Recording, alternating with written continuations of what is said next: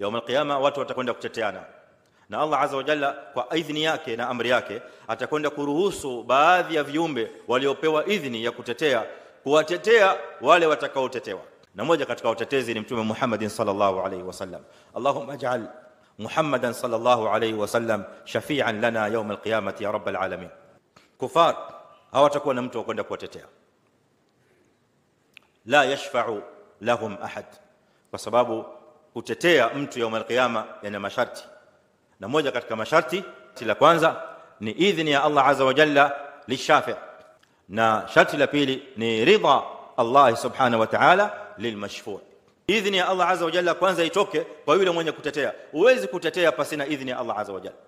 Huwezi kuja mbele ya Allah azza wa jalla hivi hivi mwenyewe ukajitokeza, ya Rabbi, ya Allah, naomba mimi kumtetea mtu fulani.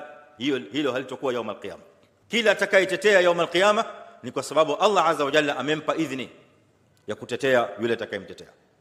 الشرط الثاني رضا الله عز وجل للمشفوع. راضي Allah azza wa jalla kwa yule atakayetetewa iwe Allah ashamridhia, ndio sasa aje yule mwenye kutetea amwombee shafaa, ndipo sasa watu watetewe. Kuna watu watatetewa يوم القيامه watolewe motoni waingie peponi. Kuna watu watatetewa hawa ni waumini ambao hawakuwa mushrikina, walimaasi Allah azza wa jalla, walifanya makosa, walifanya madhambi, lakini ni waumini wa kweli, waumini ambao wamekufa katika tauhid, wamekufa na kalimat la ilaha illa Allah Muhammadur Rasulullah, wama ashraku billahi shay'an, hawakumshirikisha Allah kwa kitu chochote.